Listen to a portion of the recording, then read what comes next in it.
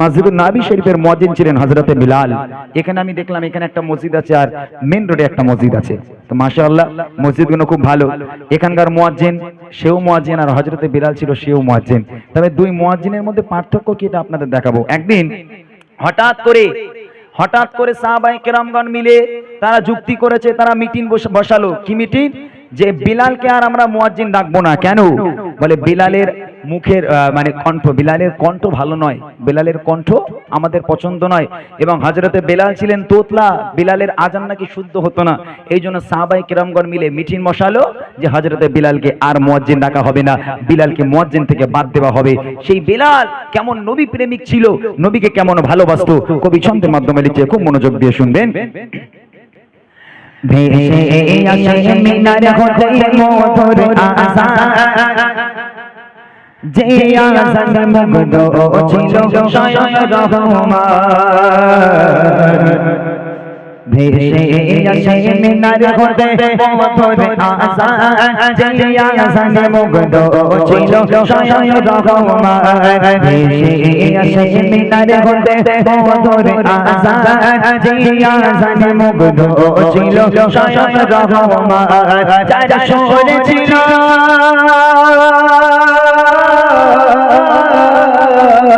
যার সুরে ছিল মায়া ভালোবাসার গান, যার সুরে ছিল মায়া ভালোবাসার গান।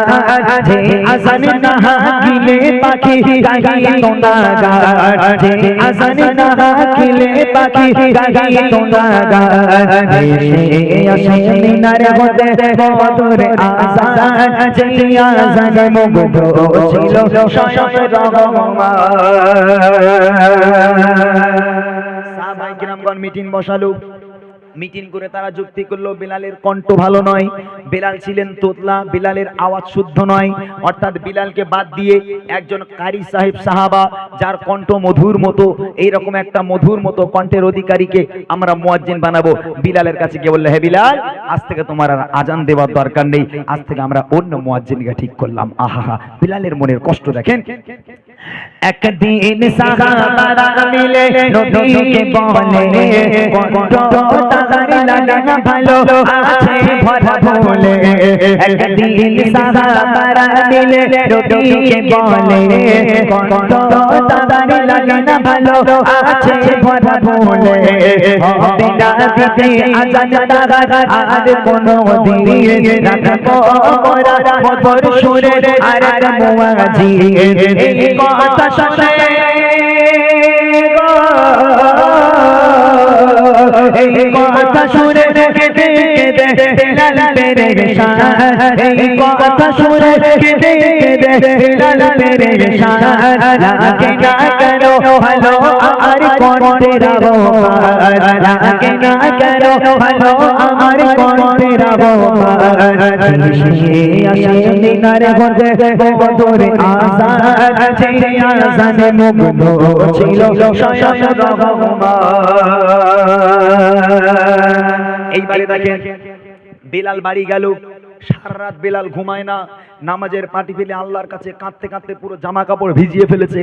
বিলাল যায় নামাজ ভিজিয়ে ফেলেছে, সারা রাত কিছু খায় না, ঘুমায় না। এদিকে ফজরের ওয়াক্ত হয়ে গেল, ফজরের সময় হয়ে গেল। নূতন মুয়াজ্জিন চলে এলো মসজিদুন নবী শরীফে আজান দেওয়ার জন্য। হযরতে বিলাল বাড়িতে কাঁদছে আর নূতন মুয়াজ্জিন মসজিদে এলো। এসে দেখছে টাইম হয়ে গেছে, ওয়াক্ত হয়ে গেছে। তো সেই নূতন মুয়াজ্জিন মেম্বারে উঠে দাঁড়ালো, মেম্বারে উঠে দাঁড়িয়ে আজান হাঁকি দিল, আজান শুরু করে দিল, আসসালাতু খায়রুম মিনান নাওম, আসসালাতু খায়রুম মিনান নাওম। আজান হয়ে গেল, সকাল হয় না। তখন নতুন মুয়াজ্জিন মনে মনে করছে হয়তো আমি নতুন, হয়তো টাইমটা একটু গন্ডগোল হয়েছে। তার নতুন মুয়াজ্জিন কিছুক্ষণ পর আবার মেম্বারে উঠেছে, আবার মেম্বারে উঠে আবার একবার আজান দিয়েছে, আসসালাতু খায়রুম মিনান নাওম। তারপরেও সকাল হয় না। তখন নতুন মুয়াজ্জিন একটু ঘাবড়ে গেল যে বেলাল একবার আজান দিলে সঙ্গে সঙ্গে সকাল, আর আমি দুবার আজান দিলাম সকাল হলো না। সাহাবায়ে কিরামগণ মসজিদে এলো, কি ব্যাপার, দুবার আজান হলো কেন?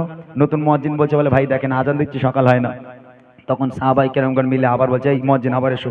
কিছুক্ষণ পর আবার দাঁড় করিয়ে দিয়েছে, আবার একবার আজান দাও, ফের একবার আসসালাতু খায়রুম মিনান নাওম। তিনবার আজান হয়ে গেল, তারপরও সকাল হলো না। এদিকে আল্লাহ রসুল বাড়িতে ঘুমাচ্ছেন, আরাম করছেন। জিবরিল আমিন রসুলের কাছে এলো, আসসালাতু আসসালামু আলাইকা ইয়া রাসূলুল্লাহ, ইয়া রাসূলুল্লাহ আপনার মসজিদে এখনো আজান হলো না কেন? আমার নবী ধরপর করে ঠেলে উঠে, স্ত্রী পাশে ছিলেন, স্ত্রীকে জিজ্ঞেস করছে কি ব্যাপার বিবি, মসজিদে আজান হয়নি? বলে আজান হয়নি মানে আপনার নূতন মুয়াজ্জিন তিনবার আজান দিয়েছে আজ ভুল করে। তখন জিবরিল আমিন বলছে ইয়া রাসূলুল্লাহ ইয়া হাবিবাল্লাহ, হযরতে বিলাল একবার আজান দেয়, আল্লাহ পাক আরশে মুআল্লায় বসে বসে বিলালের আজান শোনে। আর আজকের নূতন মুয়াজ্জিন তিনবার আজান দিল, প্রথম আসমান পর্যন্ত আজান পৌঁছালো না। কি বুঝলেন? প্রথম আসমান পর্যন্ত আজান পৌঁছালো না।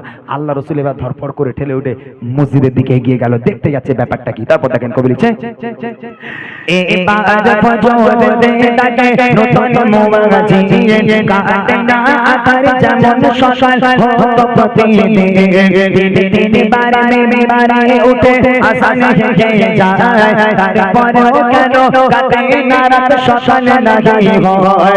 জিবরিল আমিন জিবরিল আমিন নবীর কাছে করে যায় বায়াত, জিবরিল আমিন নবীর কাছে করে যায় বায়াত, মসজিদে নববীতে কেন হলো না আযান, মসজিদে নববীতে কেন হলো না আযান, আসে মিনার গতে বদরে আযান, যে আযানে মুগ্ধ ছিল শয়তান রহমান।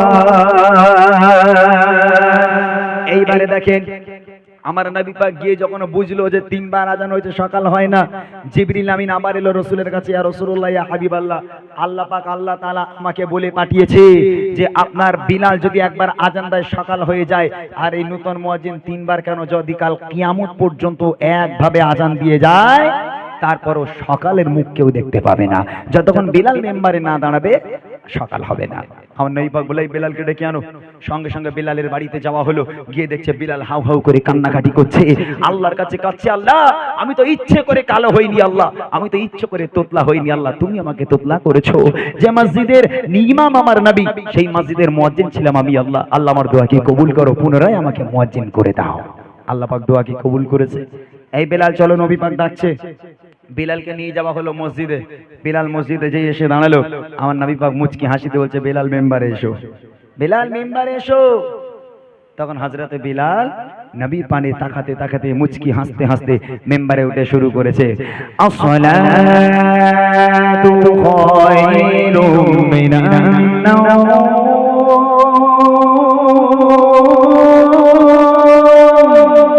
ঘুম থেকে নামাজ উত্তম। একবার বিলাল বলল, একবার বিলাল আমার একবার বললো আসসালাতু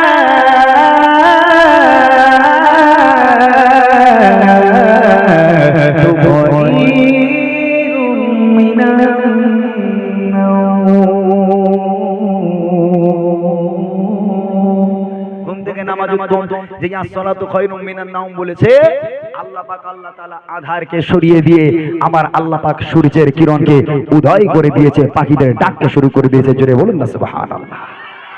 রাগ করবেন না, এইখানে আমি এলাম যখন আজান হচ্ছে মাশাআল্লাহ, এখানকার মুয়াজ্জিনগুলো ভালো আজান দেয়।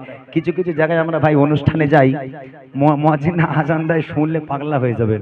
দেখেন আজান হযরতে বিলাল আজান না দিলে সকাল হতো না, মধুর কণ্ঠের মুয়াজ্জিন ডাকার পরে সকাল হয়নি। আর আমাদের এখানে 2000 টাকা 1500 টাকার মুয়াজ্জিন ডাকি আমরা। এই ইমাম সাহেবকে কত দেয়? খুব বেশি হলে 5000 টাকা দেয়, তাই না? ইমাম সাহেব 5000 টাকা দিলে আর কিরকম ফাঁকি তো এমনি মারবে।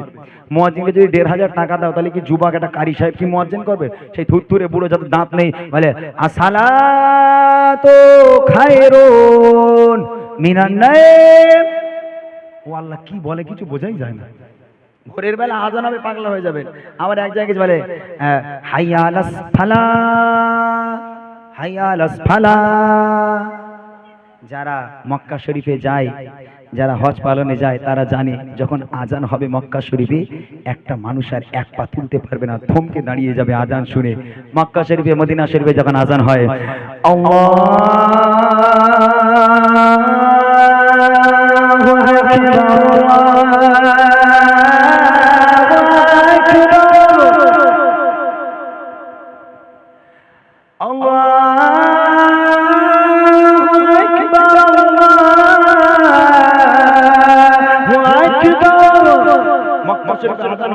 থমকে দাঁড়িয়ে যাচ্ছে। আর আমাদের এখানে আজান হলে এদিকে যদি মসজিদ হয় যুবকেরা উল্টো দৌড়ে বলে শেখ চ ওই দিক যাওয়া যাবে না, তাই না? ওই জন্য বহুদিন আগে একটা গজলে বলেছিলাম আমি, আজানের ধ্বনি যদি বাজে অন্তরে বসে থাকা যায় কি গো বসে থাকা যায়, আজানের ধ্বনি যদি বাজে অন্তরে বসে থাকা যায় কি গো বসে থাকা যায়, খোদার প্রেমী জানো এ মন খারাপ, আজানের ধ্বনি যদি বাজে অন্তরে বসে থাকা যায় কি গো বসে থাকা যায়, আজানের ধ্বনি যদি বাজে অন্তরে বসে থাকা যায় কি গো বসে থাকা যায়। এটাতে আছে এমন ভালোবাসা হবে যারা খোদা প্রিয় বান্দা, এটাতে আছে এমন ভালোবাসা হবে যারা খোদা প্রিয় বান্দা, দিলের ভিতর তাদের গর্বে ছাড়ে খার, দিলের ভিতর তাদের গর্বে ছাড়ে খার, কর্ম ছেড়ে দিয়ে মসজিদে যায় খোদা প্রেমী জানো এ মন হারায়, আজানের ধ্বনি যদি বাজে অন্তরে বসে থাকা যায় কি গো বসে থাকা যায়, আজানের ধ্বনি যদি বাজে অন্তরে বসে থাকা যায় কি গো বসে থাকা যায়, খোদা প্রেমী জানো এ মন হারায়।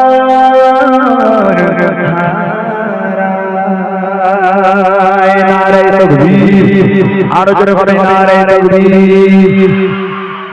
কইছি তোরা গল্প করছিস বাবা? হ্যাঁ, বুড়িমা গাইবো শুনবি? বুড়িমা শুনতে গেলে আর একটুখানি বসতে হবে। এই আমাদের দুই শিল্পী একটা গজল গাইবে, আমি একটু রেস্ট করি, অনেকক্ষণ গজল গাইছি। কইছি আমি হেবি মোটা মানুষ তো, বল কষ্ট আমার হয় তো, আমি মোটা না? হ্যাঁ আমি যা মোটা তোরা বুঝতেই পারিস না, আমি এমনি মোটা মানুষ, আমার কষ্ট হচ্ছে গাইতে, ওই জন্য আমি একটু রেস্ট করি, ওর একটা গজল গাইবে তারপর ওটা বুড়িমা গাইবো। আর বুড়িমা গজল না গাইলে কেউ যাবেও না, এটা আমি জানি আলহামদুলিল্লাহ। এদিক থেকে আমি খুব মোটামুটি, যতই রাত হোক বুড়িমা যতক্ষণ না গাইবে একটা মানুষ যাবে না, আর বুড়িমা গাইবার একটা মানুষ দাঁড়াবে না, সব চলে যাবে। তো ওই জন্য বুড়িমাটা আমি আটকে রাখলাম, জানা আছে আমার। জাস্ট একটা গজল, ফিলিস্তিনকে নিয়ে একটা গজল আমি আপনাদের শোনাবো এমডি ইমরান অফিসিয়াল ইউটিউব চ্যানেলে।